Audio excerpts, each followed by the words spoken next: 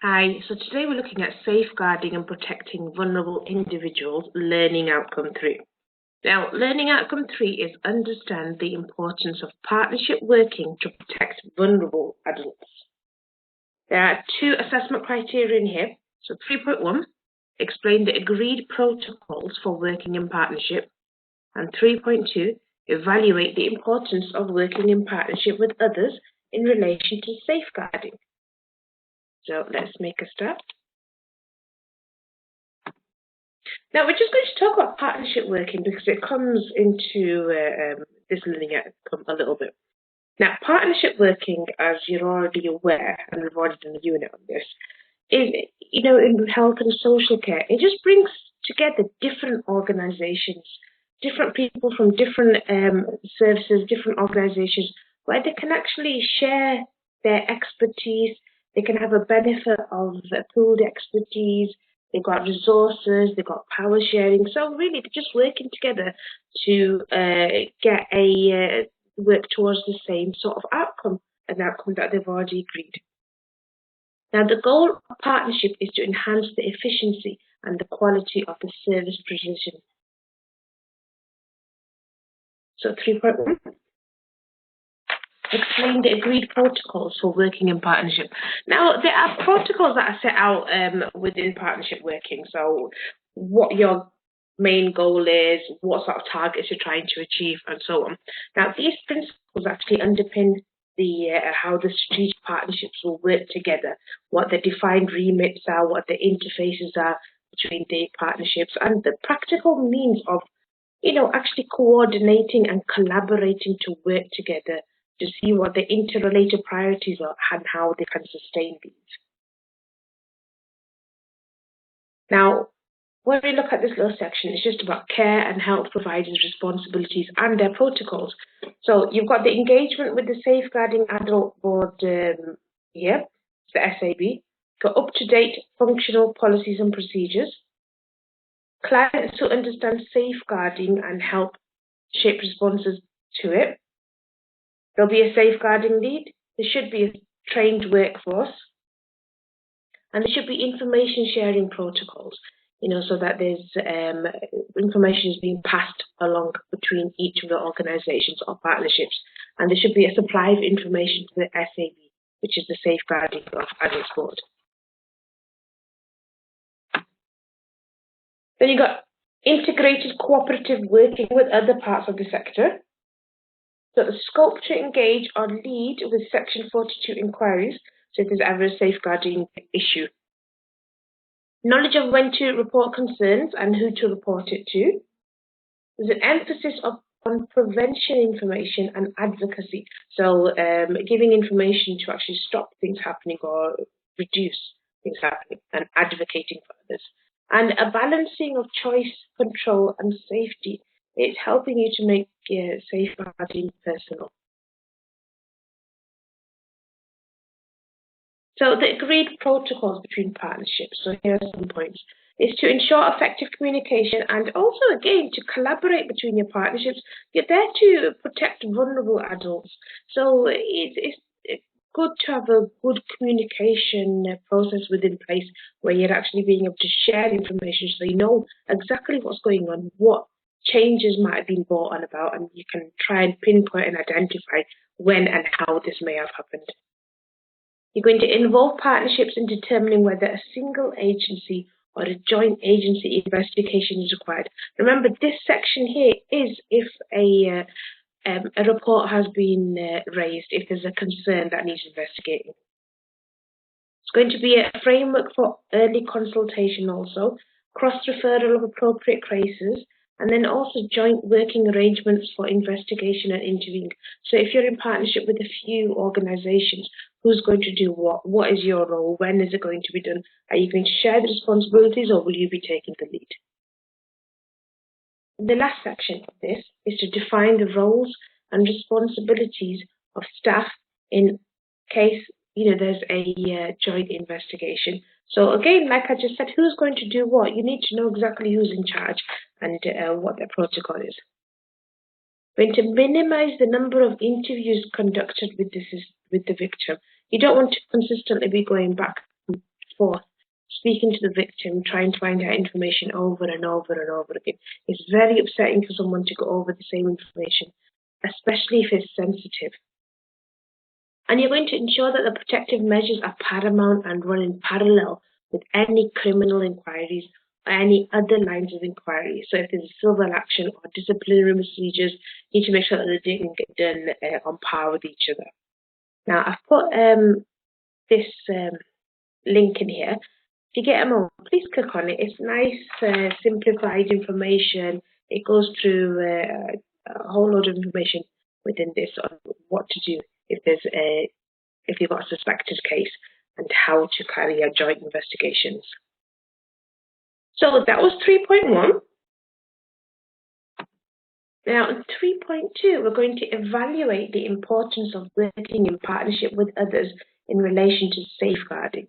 Now, like we said, we know partnership working happens a lot. It's quite regular now, especially when we're trying to get the same outcomes or even share our resources and staff in an age where short-staffed and resources are not as rich as they should be. So partnership working is actually key to successful implementation of the safeguarding practices and policy.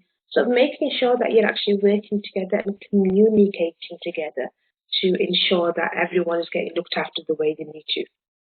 So partnership working can help to establish competent safeguarding boards, and this can be based on the members of the local authority, the police and the NHS, and also local community members. So in other words, when you're getting partnerships joining together, you need a safeguarding board or some sort of safeguard procedures. And these are the people that can actually make up members of that safeguarding board. So safeguarding boards. Now there's roles and duties of the safeguarding adults board's overarching purpose. Now the purpose of this is to help and safeguard adults, with care and also the support needs. And it can do this by assuring itself that local safeguarding arrangements are in place as defined by the CARE Act and also in accordance with statutory guidances that are in place within every organisation. Now, local authorities actually have safeguarding responsibilities, which you're very aware of. These include liaising with people who are at risk wherever possible, working with other organisations, working with other separate entities, just to assess risks and also to plan any action that might need to be taken. So it might be the social workers working with schools or colleges or universities. You might be police working together. It can involve a range. The involvement can range from simply an initial risk assessment or to signposting, where there's things put in place.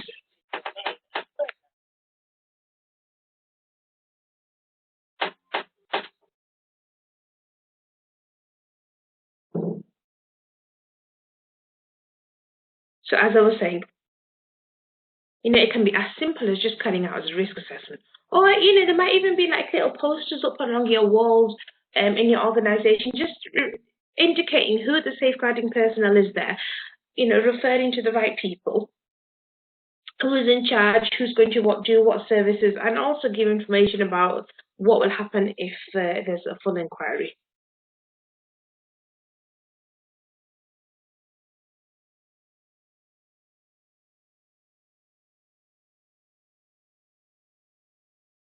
And then you've got the police, who are also part of this. So under the CARE Act of 2014, as you can see over here, it's brought about the changes to the role that the police actually play in the safety and protection of adults, who are actually might be at risk of harm or abuse. Now, they've got a crucial role to play in the safety and protection.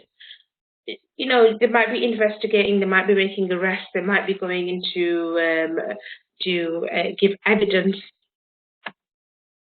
And again, with the NHS as well, all NHS employees, health professionals, have a statutory duty and responsibility to safeguard and promote the welfare of vulnerable adults, children, and young people. And this is an integral part of the care that is actually offered within the NHS. It's promoted within person-centered care. You've got where you're actually working towards equality and dignity and diversity within this as well. So to be honest, these type of things within the NHS are being done automatically. It's just another step up from there. Then you've got the Safeguarding Adults and National Framework from 2005. And so who do we actually safeguard? So to be honest, it's anybody who is aged 18 or over, is eligible for community care services, is or may be unable to take care of themselves from significant harm or serious exploitation. To be honest, these are the main people that we're looking for and that you're safeguarding. But in general, you've got a duty to safeguard everybody that you come in contact with. So abuse is a violation of an individual's human and civil rights by any other person. This is from a document called No Secrets. So all people have the right to actually live their lives free from violence and abuse. Unfortunately, this may not be the case for everyone. So, which is why safeguarding is such a big deal. So this right is underpinned by the duty on public agencies under the Human Rights Act, and it's there to intervene proportionately to protect the rights of the citizens. So these include these certain articles. So Article 2, the right of life. Article 3, freedom from torture, and this includes humiliation and any degrading treatment. Article 8, right to family life, a life that will actually sustain the individual. And then you've got the Safeguarding Adults and National Framework, again, which is carrying on. So this framework is comprised of 11 sets of good practice standards. And it's believed that the implementation of these in every local area will actually lead to a nice, consistent, good development and good quality adult protection across the whole country. So if each area is implementing this, we're going to have a good development throughout the whole. Now, we've got this document here. Please click on it. It goes through the whole of the 11 practices. So I'll put a few on here. So each local authority has established a multi-agency partnership to lead safeguarding adult work. There's accountability for and ownership of safeguarding adults, and it's recognised that each partner's organisation will have an executive body.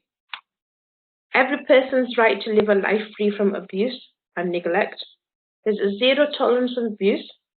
All citizens can gain access, access information about how to gain safety from abuse and violence, and also it'll have information about the local safeguarding adults procedures, and then the policies and procedures. Who is there for? Who's eligible, and what sort of services we can get. And then finally, we're also going to look at evaluating the efficiency. So we're looking at the importance of working in partnership, but we're looking at how efficient is this. So what are your shared objectives? What are the goals? Does the service user have an involvement in what sort of planning is being done for them? Do they have a say? Are they able to put an input into what sort of care they're being given? Or if they actually even can keep up with the care? And then also possible ways to gain feedback. To, get for evaluation. Evaluation is very important. You need to, it's a way of reflecting, reviewing. You're looking back and saying, what have we done? And is there any changes we can make? Was this good? Was this bad? Shall we keep on working this way, or what can we do? So ways to get this sort of feedback, which is really important, is you can conduct interviews, have suggestion boxes, and also again satisfaction surveys. Now you might want to do this of your clients, you might want to do this from your staff, but regardless is invaluable information. So we've looked at partnership working, we've looked at some protocols and responsibilities in partnership working, and then we've also evaluated the importance of working in partnership with others in relation to safeguarding. So I've added a few links in. If you get a moment, please click on those. They're a nice read, and it'll give you a little bit more information of the protocols that are set in place.